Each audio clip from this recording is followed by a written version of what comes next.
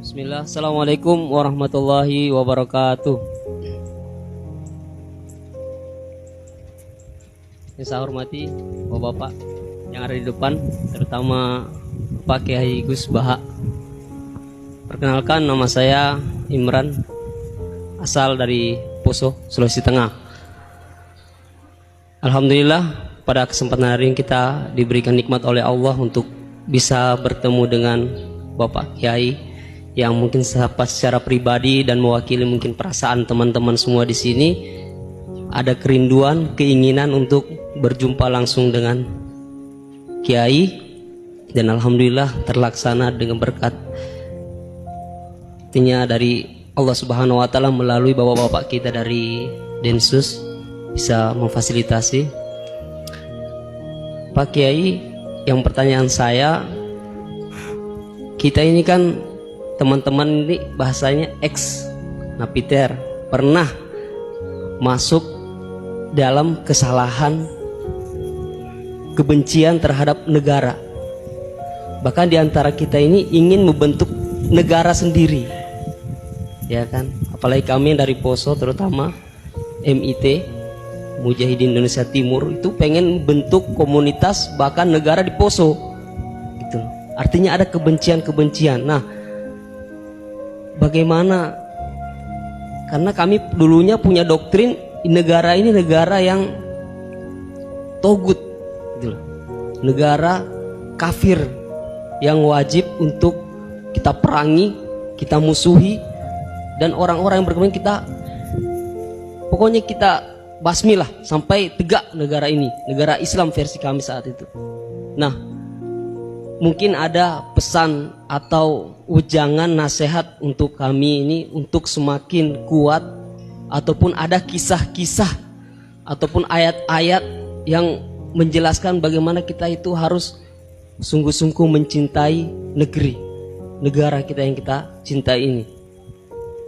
Kemudian yang kedua, Pak Kiai, terkait masalah ihsan ini seperti apa? Karena mahwal Islam, mahwal iman. Nah, ihsan ini kita mungkin yang belum terlalu kami pahami. Apa itu ihsan yang kata Nabi, anta'budullaha ka'annaka tarahu fa illam takun tarahu fa innahu yarak. Mungkin ada penjelasannya, Pak Kiai Gus. Mungkin hanya ini yang dapat saya sampaikan. Assalamualaikum warahmatullahi wabarakatuh.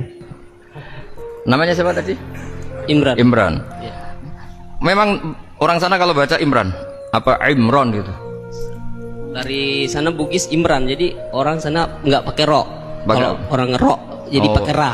Kalau ainnya? Ain pakai ain. Berarti apa? Imron gitu. Ya, kalau sana tulisan KTP Imran. Imran. Apa bacanya orang-orang Sulawesi? Apa? Imran. Imran.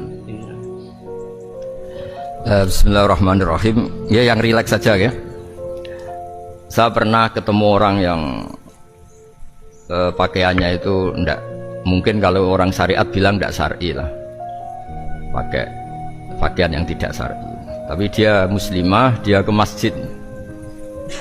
Saya ditanya sama seseorang, Gus kok sama orang gitu mau bertemu gitu. Karena saya bilang, kenapa? Dia pakaiannya ada islami.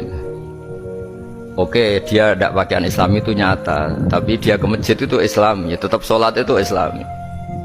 Ketika dia ingin sholat dan tetap sholatnya pakai takbir, pakai rukuk, pakai sujud itu islami. Wong setelah di masjid ya pakai mukena, pakai. Kalau sama-sama nyata, Anda kan boleh ngingat sama-sama yang fakta. Dia punya kesalahan dalam berpakaian, tapi punya kebenaran dalam sujud, dalam rukuk, dalam ibadah.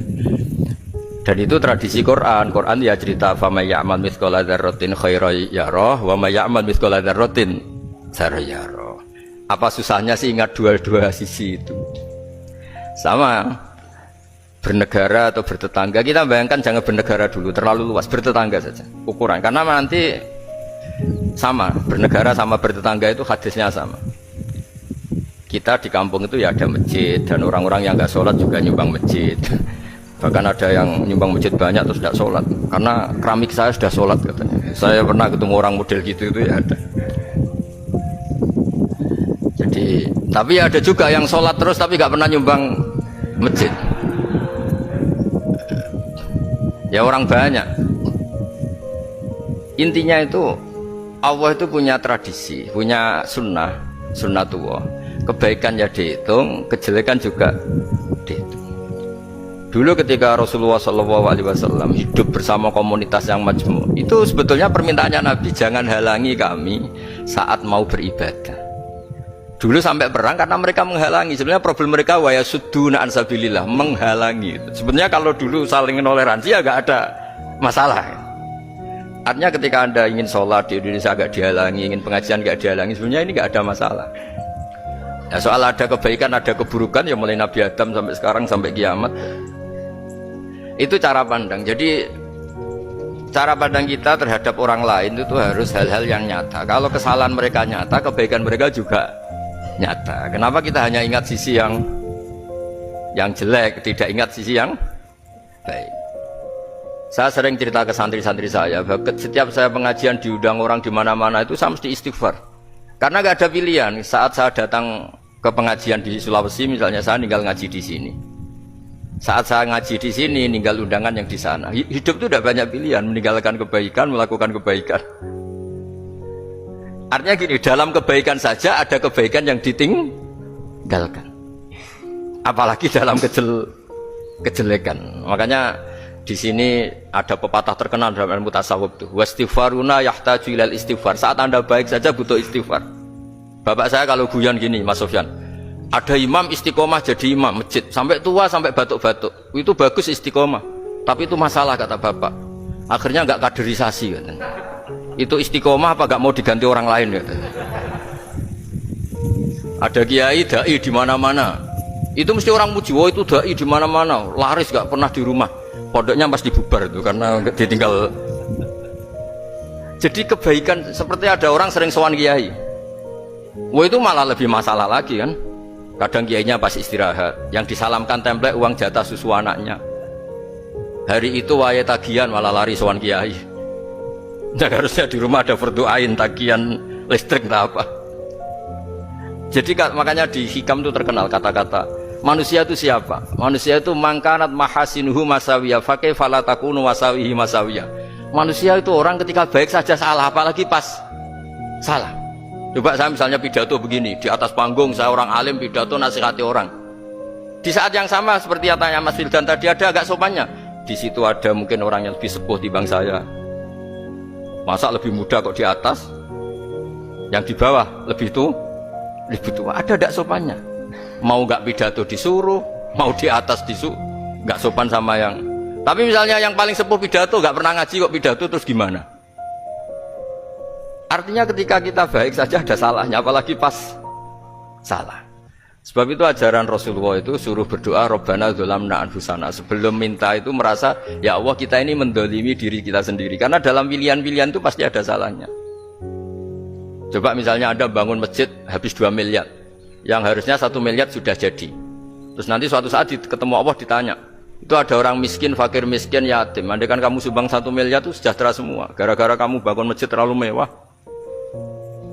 Ya tapi kadang-kadang orang kebaikannya itu orientasinya bangun masjid, gak tertarik nyumbang fakir. Saat itu cara berpikir gitu mau apa?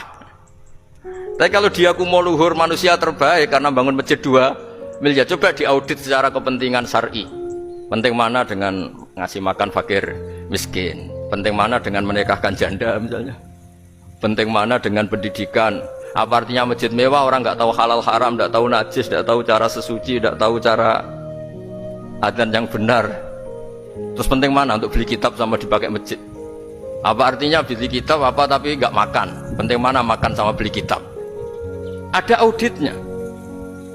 Makanya manusia itu ketika baik pun disuruh istighfar, apalagi ketika salah. Nah dengan perasaan seperti itu kebencian pada orang lain luluh karena potensi baik pada orang lain ternyata tinggi dan potensi salah ke kita juga tinggi. Nah dilatih gitu. Jadi di Ihya itu ada kitab tawadhu. Kitab tawadhu itu dilatih ketemu orang tua. Gua aksaru ibadatan, dia mesti ibadahnya lebih banyak karena lebih tua timbang saya, mesti sholatnya lebih lama timbang saya. Ketika Anda sudah tua melihat anak-anak, gua aqallu minni maksiatan, mesti maksiatnya tidak banyak karena masih kecil. Terus ketika melihat orang fasik maksiat, La Allah yatubu alaih fa inna Allah tawwabur rahim. Mungkin Allah memberi tobat, bisa saja. Umar itu ingin bunuh Nabi, tapi Allah memberi tobat. Yang sowan kiai saja tidak mesti dapat tobat. Umar ingin bunuh Nabi, tapi Allah memberi tobat. Akhirnya ya tobat jadi Islam yang baik. Dalam sejarah Wali Songo, Kalijogo sowan Sunan Bonang itu ingin garong, tapi malah jadi muridnya jadi wali. Kalau Allah sudah menghendaki, tidak ada ya. Perang Uhud orang Islam kalah itu karena panglimanya siapa? Khalid bin Walid. Tapi dia malah yang dapat hidayah. Nah, sama orang yang sekarang Anda benci, bisa saja Allah merencanakan ada apa? Hidayah di situ. Dan kita yang merasa benar, jangan saja ada rencana Allah bikin kita su'ul khotimah, na'udzubillah min dzalik, kan tidak pernah tahu. Nah, dari tidak pernah tahu itu orang diusahakan tawadhu. Wa ma adri ma yuf'alu bi wala bikum, kita tidak pernah tahu. Makanya meskipun saya ini kiai, terus kata orang banyak itu ketok. Kalau istighfar ya nangis betul ya. Coba kan nggak perlu di depan umum. Nanti udah ke penampilan kan ribet kan nanti. Sudah nangis nggak ikhlas, nggak mutu. Ya gitu ya.